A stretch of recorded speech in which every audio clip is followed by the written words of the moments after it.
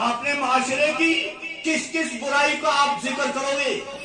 इसलिए तो तूफान आ रहे हैं, इसीलिए तो बगावतें हो रही हैं, औलाद का फरमान हो रही है, माँ बाप अपनी औलाद की शिकायतें पेश कर रहे हैं।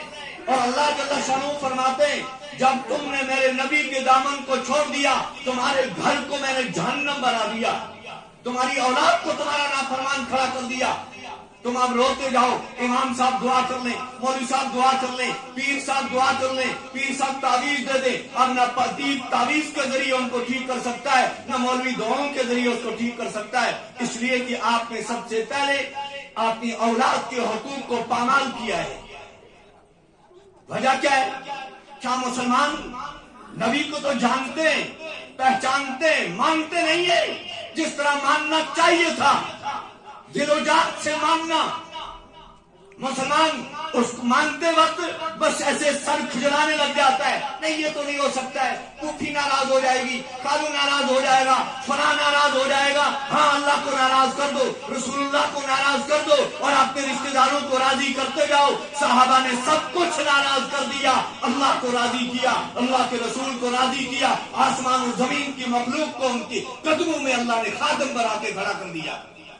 मुझे जरूरत इस बात की है, आज क्या होता है हमारी शादियों में बेहयाई कितनी है, बेपर्दगी कितनी है। अरे बेपर्दा सिर्फ औरतें नहीं, मर्द भी बेपर्दा हो गए। नौजवानों को पता ही नहीं सत्र औरत किससे कहते हैं, मर्द का सत्र क्या है। आप देखते हैं गर्मियों में नौजवान दरिया में उतर गए, हौज में उतर गए और नहा रहे, और इतना छोटा सा कच्छा पहन रखा है और नहा रहे, और उनको देखना भी हराम, और उनको ये मालूम नहीं या घुटने से लेकर ये वाला हिस्सा ये किसी मर्द के सामने खोलना हराम है। मर्दों को पता ही नहीं है सत्र औरत क्या है, वो अपनी मस्तूरात को क्या बताएंगे। हमारी माँ और बहनों ने यूं ऐसे वो हाथ बाजू यहाँ तक, ये लोनियों का लिबास था जब इस्लामी हुकूमत हुआ करती थी। हमारी माँ बहनों ने कहा हम आजादी पसंद नहीं करती, हम तो लोनिया बनना चाहती हैं, हम पर जितने जालिम मुसल्लत हो जाए हम तो वो गुलामी की जिंदगी बसर करती हैं। हम इस्लाम के इस पर्दे को ठोकर मार कर अलग करती हैं। ये बांधने वाले कौन है? कलमा पढ़ने वाली हमारी माँ और बहनों ने इस पर्दे को अपने घर से निकाल दिया, हया का खात्मा कर दिया, सुन्नतों के जनाजे निकाल दिए, और नौजवान अब तो कानों के अंदर बालियां डाल रहे हैं, अब कानों को छेद रहे हैं, और ये समझते हैं शायद वो तो आसमान पे पहुंच के हम रह गया, ये कान छेद कर हम आसमान पे पहुंच जाएंगे। नहीं, तुम लोग गैरों की नकाली मन तशब्बह मिनहुम मन तशब्बह कौमन मन तशब्बह बिकौमिन फहुव मिनहुम, जो किसी कौम की नकाली करता है अल्लाह उसी कौम के अंदर उसको शामिल कर देता है।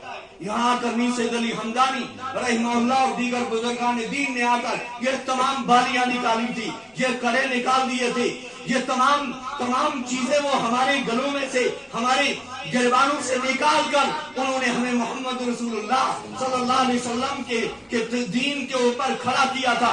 आज तो ऐसे खतीब आ गए जो मीर सैयद अली हमदानी पर भौंक रहे हैं, कहते उनके अकायद सही नहीं थे।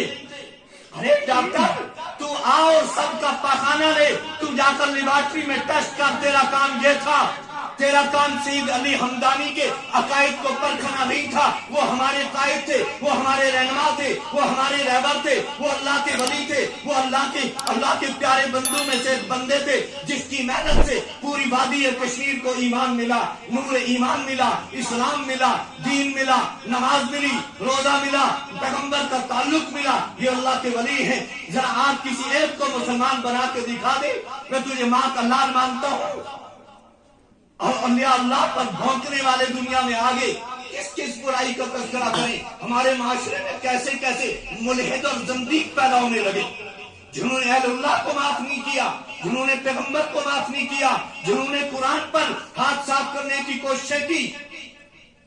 किस बुराई का मुसलमान अपनी शादियों पर इतना बेतहाशा वो शैतान के राह में इस तरह पार आ रहे हैं और उसको फख्र समझते हैं। और आका की मोहब्बत के कसीदे हैं ज़ुबां पर, हाँ नौकर सरकार है उलमाए देवबंद।